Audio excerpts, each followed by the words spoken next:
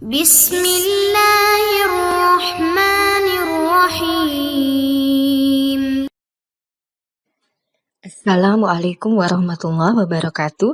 Anak-anak ustazah yang soleh dan soleha, hari ini kita akan membahas tentang Proklamasi Kemerdekaan Indonesia, PPKN Fit Bahasa Indonesia, tema 5, materi pertama.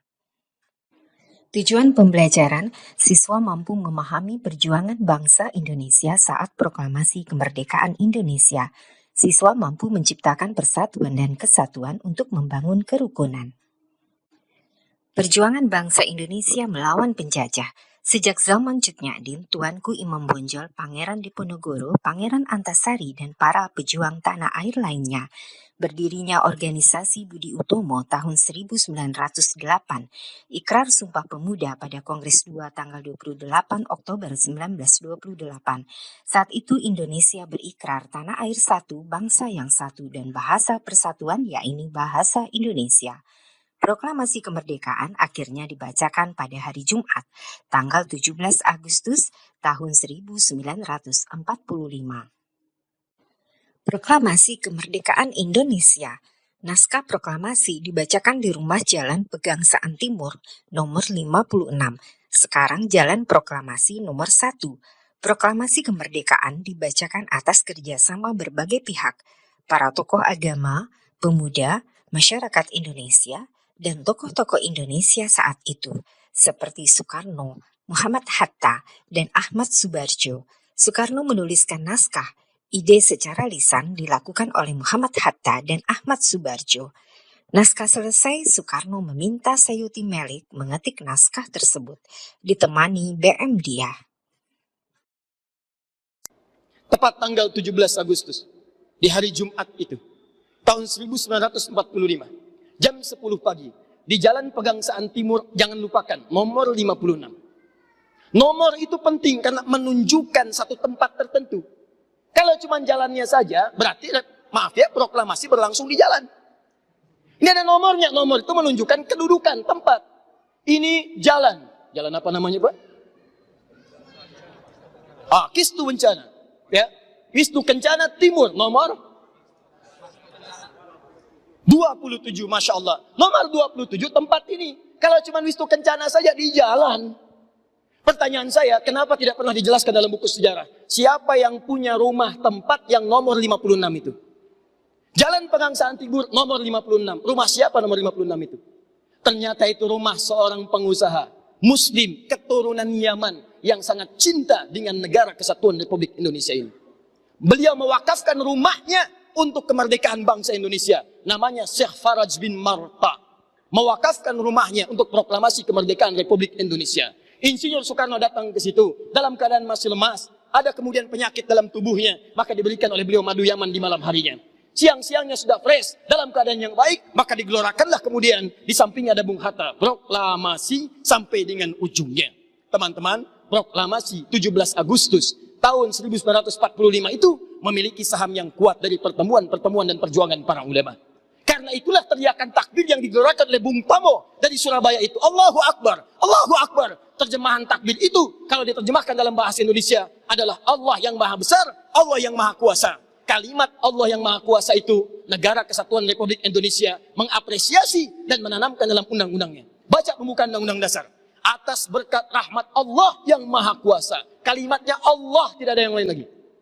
Atas berkat rahmat Allah yang maha kuasa. Dan dengan didorongkan oleh keinginan luhur.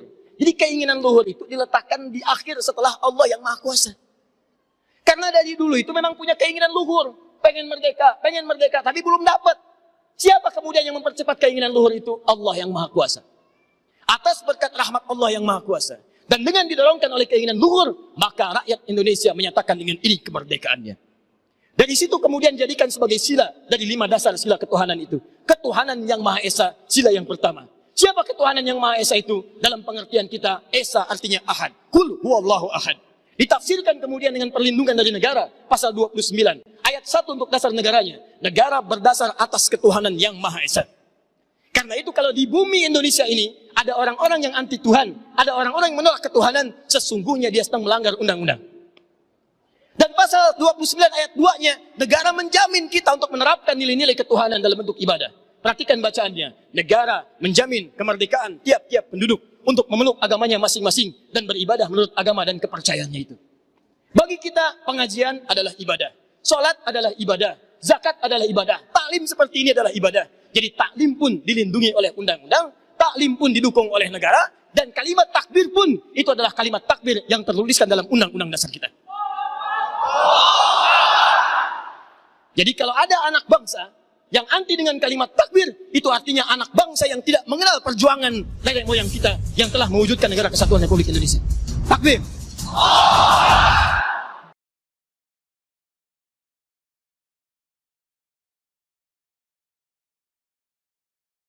Dia tidak mengerti bahwa perjuangan negeri ini adalah karena rahmat Allah. Itu tertuang dalam preambul pembukaan Undang-Undang Dasar Republik Indonesia 1945. Kemerdekaan kita atas berkat rahmat Allah Subhanahu wa Ta'ala dan diiringi dengan keinginan yang luhur dari bangsa Indonesia.